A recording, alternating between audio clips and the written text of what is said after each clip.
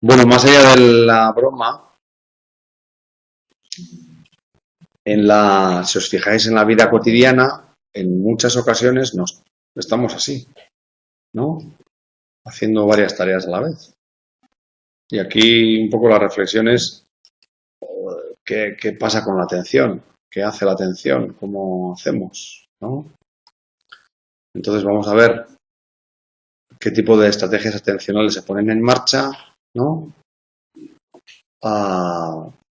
¿Qué pasa cuando estamos haciendo una tarea y cambian los objetivos? Esto también es una experiencia realmente cotidiana, ¿no? Y vamos a ver los costes que tiene alternar entre tareas, ¿no? Vamos a ver los mecanismos de control que ponemos en marcha al hacer tareas que tienen muchos pasos, ¿no? Con mucha frecuencia empezamos a hacer tareas que significan que para llegar al final, ¿no? Tenemos que dar primero un paso y luego otro diferente y luego otro diferente, ¿no? Así como en multietapa. Y luego vamos a ver cómo se organizan los mecanismos de control cuando estamos haciendo más de una tarea a la vez y cómo van cambiando los mecanismos de control de las tareas que hacemos con más complejidad a las tareas, porque si os fijáis desde este punto de vista, digamos que el ser humano hacemos frente a dos tipos de tareas. Uno, tareas nuevas y otro, tareas rutinarias. Uno, tareas que hacemos por primera vez y otro, tareas que ya son conocidas, ¿no? Y entonces en las conocidas empezamos a hacer una cosa que es automatizar respuestas, que conllevan menos gasto cognitivo, ¿no? Bueno, pues veremos alguna reflexión en torno a este asunto. Y luego veremos también este fenómeno del periodo refractario psicológico, en el sentido de reconocer un poco este fenómeno de enlentecimiento de la respuesta cuando estamos haciendo muchas tareas simultáneamente, ¿no? Bueno, lo que señalábamos antes, en la vida cotidiana hacemos con mucha frecuencia varias tareas, ¿no? A ver, algún ejemplo de hacer dos tareas a la vez. Tenéis una mano, pero vamos. No me digas. ¿Eh? Hombre, lo tienes uno a mano, pero a mano, a mano. No estamos acompañando todo lo que hacemos de... ¡Ay! Que me ha llegado un WhatsApp. ¡Ay! ¿No? Y vamos andando por la calle mientras vamos así, ¿no? Luego esto tiene sus costes, ¿no? ¿Vale? Te puedes tropezar más fácil. ¿Qué más cosas hacemos en doble tarea? Conducir y oír la radio. Conducir y hablar, ¿no? Aunque si la cosa se pone un poco complicada, que automáticamente, ¿qué es lo que pedimos? Sí, espera. ¿No? No me despistes. ¿No? Bueno, y tantos y tantas. Y cualquiera que sea con estudiar. ¿No? Bueno. Por lo tanto, hacer varias cosas a la vez plantea el reto de dividir la atención, ¿no? Y que las respuestas que demos sean respuestas que sean coordinadas, ¿eh? Para que no terminemos echando sal al café, ¿no? Así que, ¿qué es lo que hacemos? Pues compartimos el tiempo entre las tareas, primero a una y luego a otra. De hecho, cuando miramos el WhatsApp, entonces dejas de leer, ¿no? Dejas de estudiar y miras el WhatsApp y luego vuelves a estudiar. Pero estás pensando en el WhatsApp. Pero estás pensando en el WhatsApp, ¿no? Y distribuimos los recursos cognitivos en el momento oportuno, bueno, de manera dinámica. Luego, esto del momento oportuno quizá puede ser más cuestionable en función de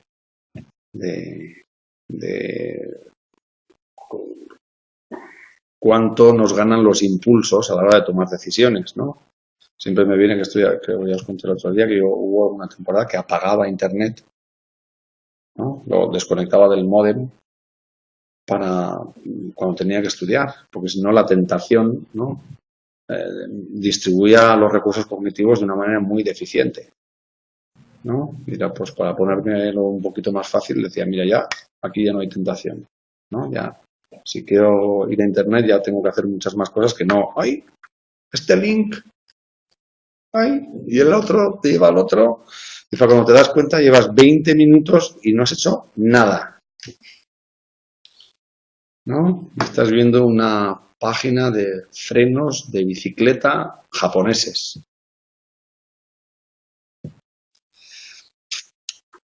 Bueno, a veces también podemos reestructurar las tareas y manejarlas como una sola, ¿no? Cuando tenemos que hacer una tarea compleja, que significa que tenemos que hacer varios tipos de cosas, ¿no?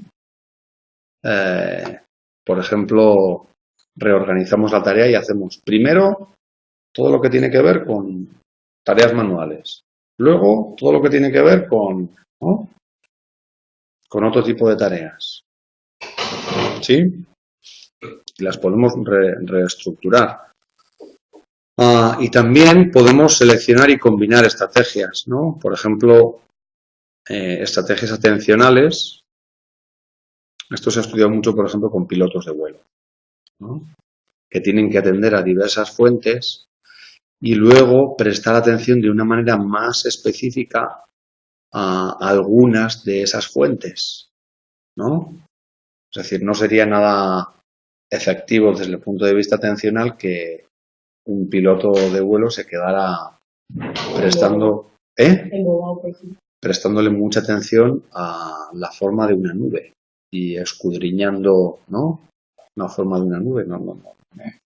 Por eso tienen que atender a diversas fuentes y después seleccionar cuál es la mínima información necesaria de las fuentes informativas.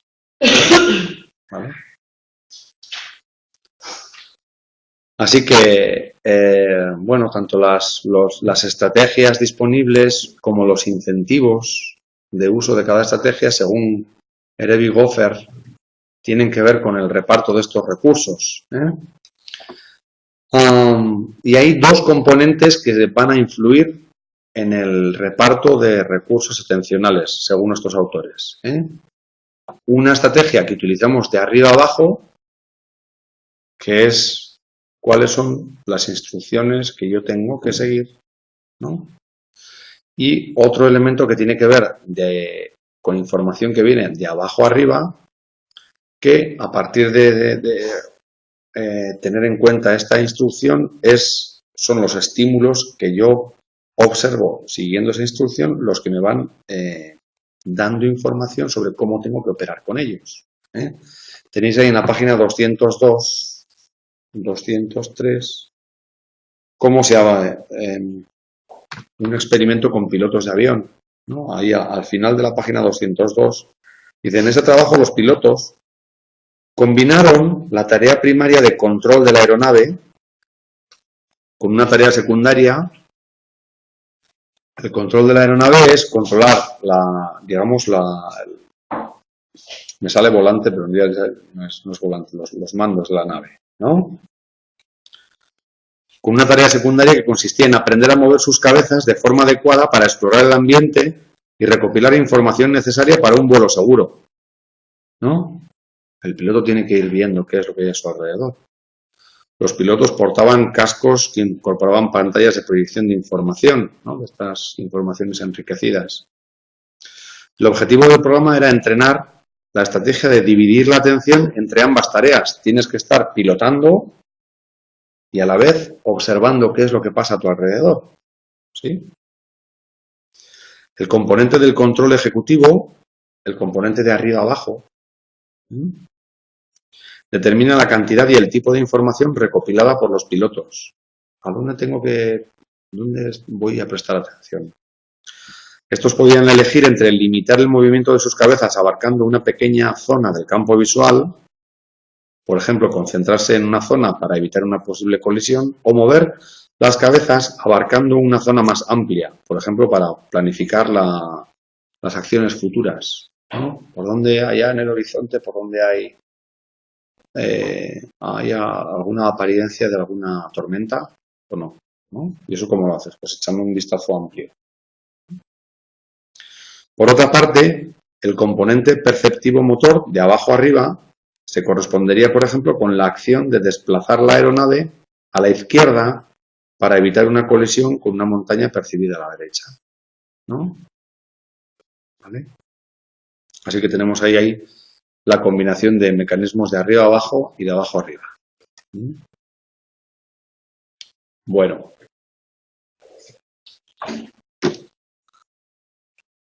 En la vida cotidiana también nos toca hacer, no estamos todo el día haciendo la misma tarea, ¿no? Y nos toca, afrontamos con frecuencia tareas diversas frente a las que tenemos que hacer también cambios en los recursos atencionales que les dedicamos, ¿no? Entonces aquí se ha descubierto este fenómeno del coste por cambio de tarea. ¿Qué describe este fenómeno del coste por cambio? Pues que hay un incremento de los tiempos de reacción o un incremento de los errores que aparecen después de haberse producido una transición desde una tarea a otra diferente, ¿no? ¿Habéis conducido alguna vez un coche automático? Ni automático tampoco. Ni automático tampoco. Sí. Sí. ¿Y has notado el coste por cambio? Sí, pero un frenazo, o sea, iba a dar embrague pensando que iba a dar embrague. Claro, pero no hay embrague. Automático y pensaba por la ventanilla. Claro. ¿No? Yo siempre me acuerdo de este ejemplo, ¿no? Porque tenemos una tarea que es la de conducir un coche con marchas. En el coche con marchas el pie izquierdo va al embrague, ¿no? Pero a veces, por las circunstancias de la vida, pues conduces un coche que no tiene marchas. Y para hacer esa nueva adaptación, pues uno se encuentra torpe, ¿no?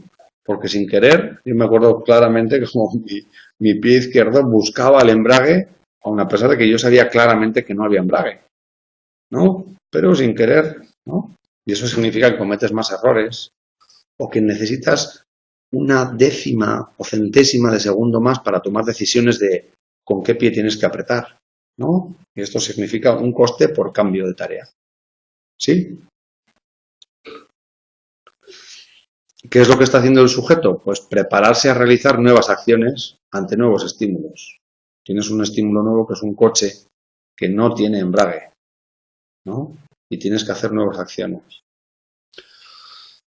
Imaginaros, este sería un ejemplo de la vida cotidiana. En el laboratorio, ¿esto cómo se hace? Pues presentando a las personas, imaginaros, una serie de números, ¿no? Y en el ensayo le dices, lo que tú tienes que decir si el número que ves es par o impar, ¿vale? Y vas anotando cuál es el tiempo de reacción. ¿Cuánto tiempo tarda la persona en decir si el número es par o impar? Y de vez en cuando cambias. Mira, en algún momento van a aparecer letras, ¿no? Y cuando aparezca una letra, me tienes que decir si la letra es vocal o consonante. Y vamos comparando ahí la velocidad de reacción para decir par o impar frente a la velocidad de reacción para decir vocal o consonante. ¿Sí? Y ahí tenemos también una posibilidad de valorar el coste por cambio. ¿Qué es lo que se observa? Que el rendimiento empeora en el ensayo de cambio de tarea. ¿no? Te has lanzado a decir vocal, consonante, vocal, consonante, vocal, consonante. Cuando te toca decir par o impar, entonces, ay, como que te cuesta un poquito más. ¿Por qué? Pues porque tienes que reconfigurar tu mente, ¿no? Y ya no puedes decir vocal, consonante, tienes que hacer otra cosa diferente, pero ya como que te has lanzado. Te has acostumbrado, ¿no? ¿Se entiende esto? Vale. Entonces aquí lo que aparece en los ensayos de cambio es la activación residual de la instrucción previa, que es difícil de frenar, difícil de inhibir. ¿Os acordáis que en el tema anterior estuvimos hablando de los mecanismos de inhibición, ¿verdad? Bueno. Sin embargo, cuando el sujeto puede predecir el cambio, por ejemplo, cuando puede haber una señal que anticipa, el siguiente ensayo es un ensayo de cambio, ¿eh? Entonces el rendimiento mejora. Y ya veis que esto requiere de la presencia de un estímulo, que esto sería un proceso de abajo arriba, más la presencia de procesos intencionales, de una instrucción, y esto sería un proceso de arriba a abajo. Bueno, siempre parece que hay un coste residual,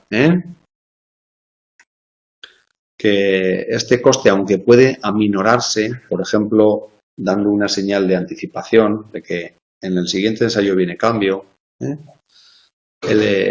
puede aminorarse pero no eliminarse en su totalidad, ni siquiera con el número de ensayos, aumentando la experiencia.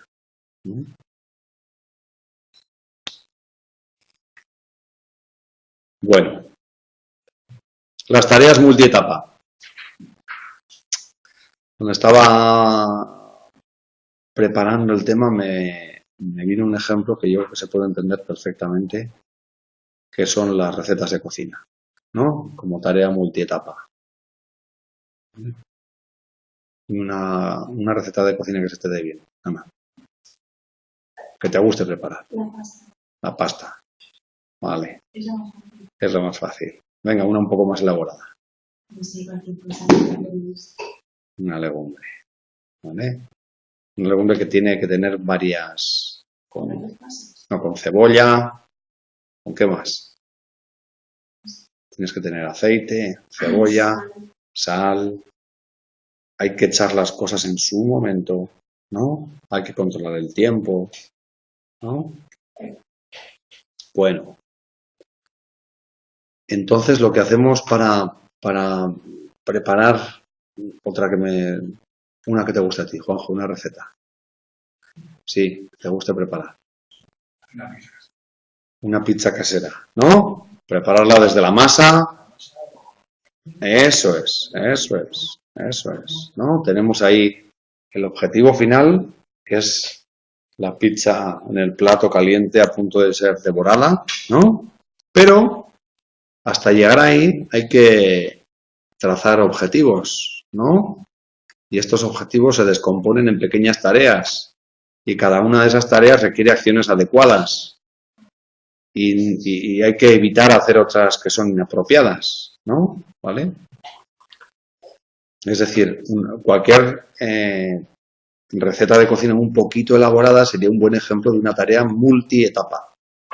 Una tortilla de patatas.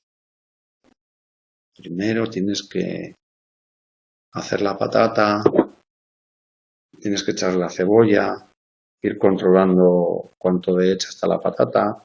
Mientras tanto tienes que ir batiendo el huevo. Y luego hay un momento en el que fundimos todo, ¿no? El huevo, la patata, y lo volvemos a echar ¿vale? Entonces necesitamos control cognitivo, ¿no? Necesitamos un adecuado control atencional para seleccionar las respuestas. En este momento es cuando tengo que poner la cebolla, ¿no? O en este momento es cuando tengo que retirar la patata del aceite, ¿vale? Y necesitamos memoria prospectiva, ¿no? Porque es la memoria de decir, y cuando pasa esto, después tengo que hacer esto otro, ¿vale?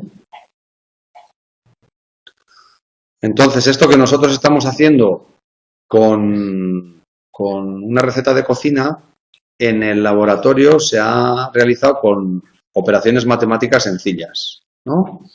Operaciones matemáticas que trabajan, por ejemplo, con paréntesis, ¿no?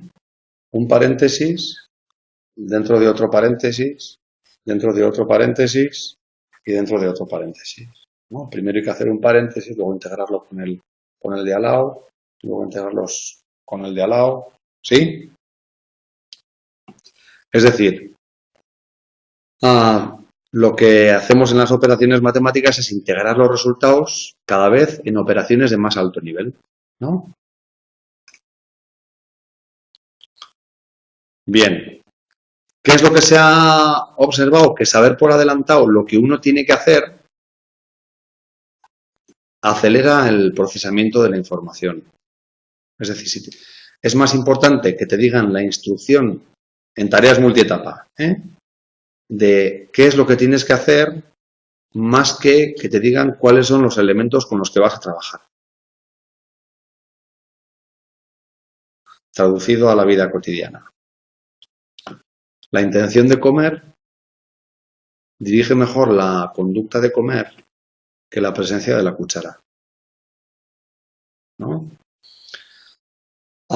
Porque conocer las instrucciones o los operadores que te digan qué es lo que tienes que hacer con aquellos elementos con los que tú vas a tener que trabajar, previamente al inicio de una tarea, facilita la ejecución más que conocer cuáles son los elementos, los operandos de la tarea.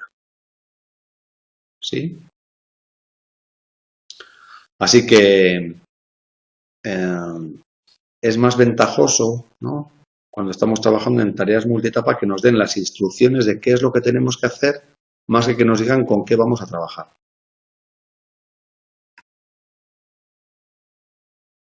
Bueno, el control en la multitarea. Con frecuencia nos vemos enfrentados, ¿no?, a tener que llevar, digamos, como varias tareas simultáneamente a la vez. Esto se ha llevado al laboratorio con este test de los 6 elementos. ¿Cómo es esta prueba? ¿No? Pues imaginaros que te dicen que tienes que hacer 3 tareas. Y cada tarea la dividen en 2 partes. La primera parte y la segunda parte. La primera tarea. La primera parte y la segunda parte de la segunda tarea. La primera parte y la segunda parte de la tercera tarea. Y la instrucción es: después de acabar con la primera parte de la primera tarea, no puedes acabar con la segunda, tienes que ir a otra. ¿Vale? Hay 3 tareas diferentes, divididas cada una de ellas en 2 secciones, y la instrucción es que al hacer la primera sección de una tarea, no puedes seguir con la segunda sección de esa primera tarea, sino que hay que cambiar de tarea. Bueno, pues este tipo de pruebas se han hecho con pacientes sanos y con pacientes, por ejemplo, que tenían alguna lesión en los lóbulos frontales. Sí. Y los pacientes con lesiones en los lóbulos frontales tienen muchas más dificultades para seguir estas instrucciones de alternar las tareas, ¿no? ¿Por qué? Porque la propia tarea, que es un estímulo que va de abajo a arriba, facilita que una vez que tú te has puesto a hacer una cosa, sigues con ella hasta que terminas, ¿no? Y es más difícil para pacientes que tienen lesiones en los lóbulos frontales seguir una instrucción, que es cuando llegas al final de la primera tarea tienes que parar y no tienes que seguir con aquello que ya te has lanzado, sino que tienes que irte a otra tarea. ¿Sí? Entonces, bueno, ahí este test de los 6 elementos se ha probado tanto con sujetos control como con sujetos que tienen algún tipo de lesión en los lóbulos frontales. Bueno, la cuestión de la automaticidad. Lo que comentábamos anteriormente, con la práctica las tareas pueden automatizarse y requerir menos control atencional. Contadme alguna tarea que fácilmente podéis hacer en automático. Conducir. Más. Comer. Comer.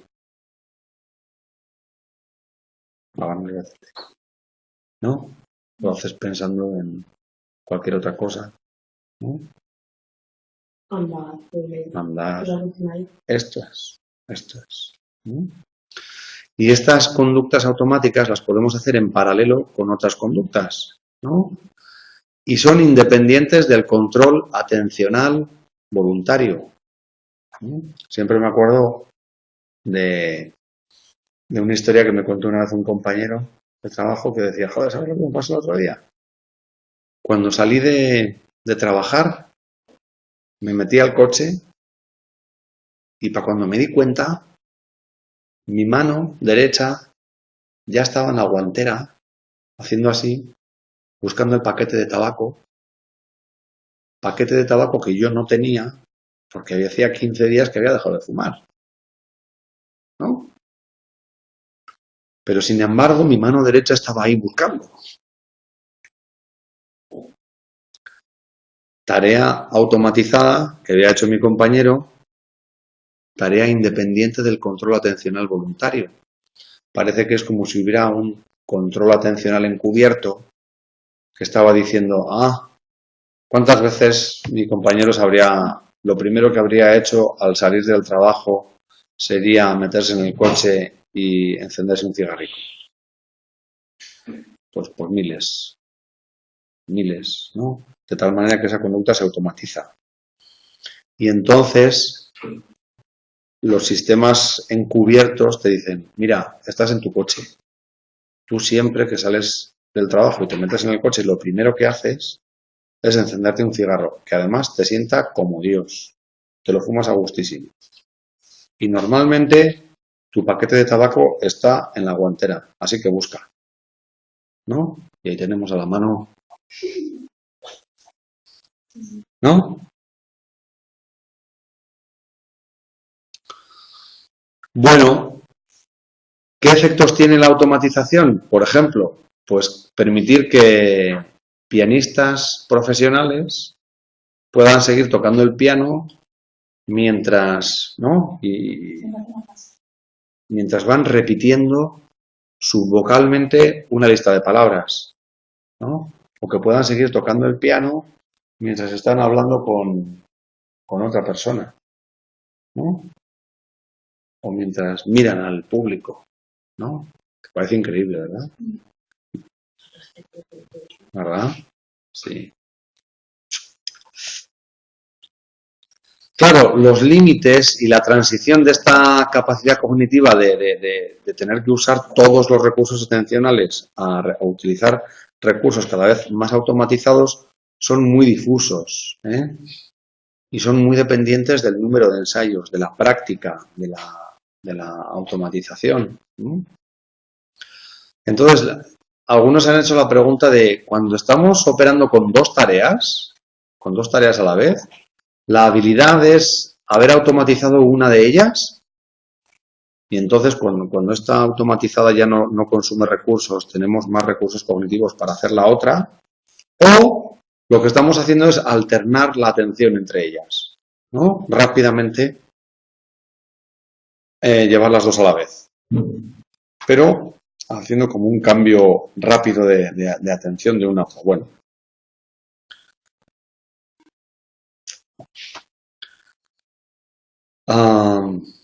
Pues Snyder y Fisk lo que plantean es que al trabajar con dos tareas visuales, por ejemplo, la más sencilla tiende a automatizarse, ¿no? Y entonces deja más recursos para trabajar con la otra, ¿eh?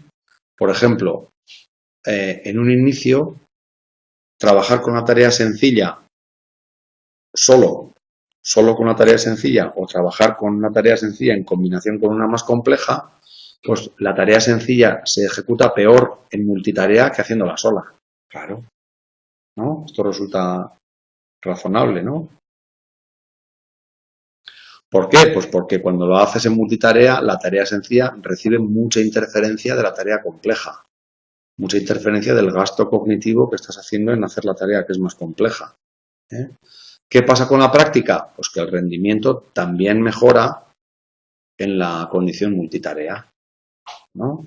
Nos acostumbramos, ¿no? Y al principio, cuando estás con el profesor en las primeras clases de carnet de conducir, cuando te lo saques, acuérdate de esto, ¿eh? Le dices al profesor, ¡que no me hables! ¡Que no te puedo atender! Que ya no sé ni dónde tengo que poner las manos y los pies y los todo, ¿no? Y no, es que no te quedan recursos, ¿no? Pero después de 10 o 100 clases, ¿no? Ya puedes ir hablando, ¿no? Y entonces tienes recursos para poder dedicar. ¿Por qué? Pues porque la tarea más sencilla, que es la de la conducción, se ha ido automatizando, ¿no?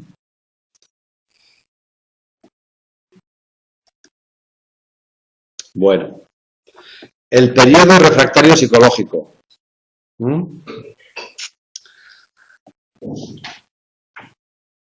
¿A qué hace referencia este fenómeno de periodo refractario psicológico? Pues que cuando hacemos dos tareas a la vez, significa que la que respondemos primero la podemos hacer con más velocidad y la que respondemos segundo tiene un coste mayor para poder ser respondida. Se enlentece en comparación con el rendimiento por ejemplo, de cada tarea por separado o del rendimiento de la primera tarea.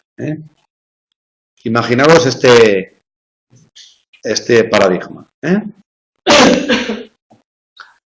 A continuación vais a oír un tono y tienes que decir si es un tono pues muy agudo o muy grave, ¿vale? Y tienes que decirlo, agudo, grave, y solo hay dos tonos, son muy fácilmente diferenciables, ¿vale? Y 10 segundos después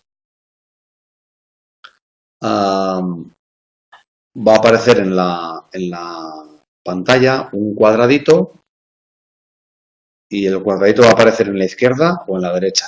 Y tú tienes que apretar, si aparece en la izquierda el botón izquierdo y si aparece a la derecha el botón derecho. ¿Vale? Y tenemos el tono y a los 10 segundos el cuadradito. Tono y cuadradito, tono y cuadradito. Pero experimentalmente lo que podemos hacer es ir manipulando la separación temporal que hay entre el tono y el cuadradito, ¿no? Y los podemos presentar casi como en parejas. Y al principio la separación entre cada pareja puede ser de 10 segundos, ¿no? Y luego los vamos acercando de tal manera que la separación temporal que hay entre el tono y el cuadradito es de 0,5 segundos. Si comparáis, imaginaros esta situación, si comparáis el rendimiento de la primera manera y de la segunda manera, ¿dónde habrá más tiempo de reacción y menos tiempo de reacción?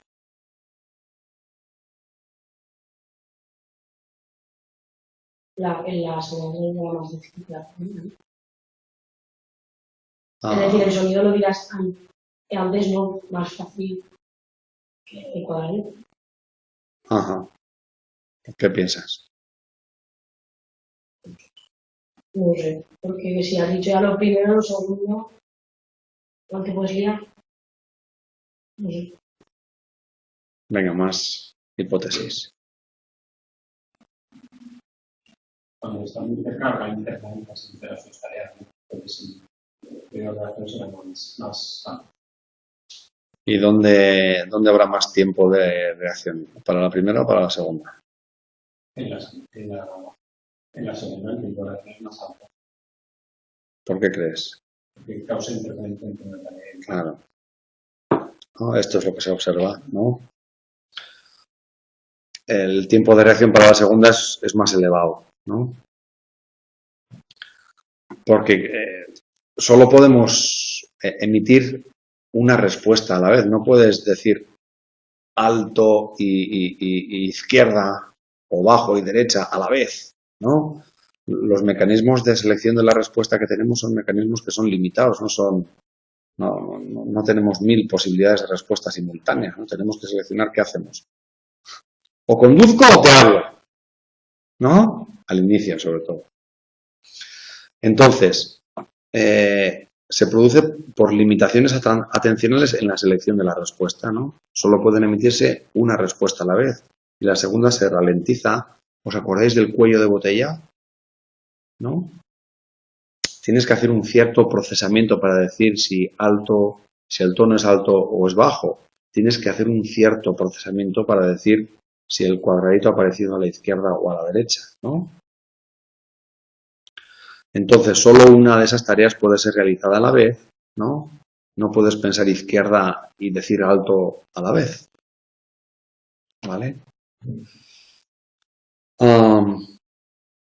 Sin embargo, otras visiones del procesamiento de la información dicen que, bueno, pues que puede haber un cierto procesamiento en paralelo de procesamiento de la información, pero lo que se ralentiza es la selección de la respuesta, ¿no? Y que la respuesta a la segunda tarea, a la del cuadradito, no puede comenzar hasta que la selección de la respuesta de la tarea 1, la del tono, haya finalizado. ¿Sí? Es decir, hay un momento de inactividad mientras el cuello de botella se libera del procesamiento de la tarea 1. ¿Sí? En realidad, o sea, me parece muy importante porque creo que ayuda mucho a entender que si hay una separación temporal, un SOA, ¿no? Amplio, no hay ninguna diferencia en los tiempos de reacción, ¿no? La diferencia en los tiempos de reacción empieza a aparecer cuando la presentación de los estímulos empieza a acercarse y no has terminado de responder a uno y ya te están pidiendo responder al otro, ¿no? Entonces el segundo se ralentiza.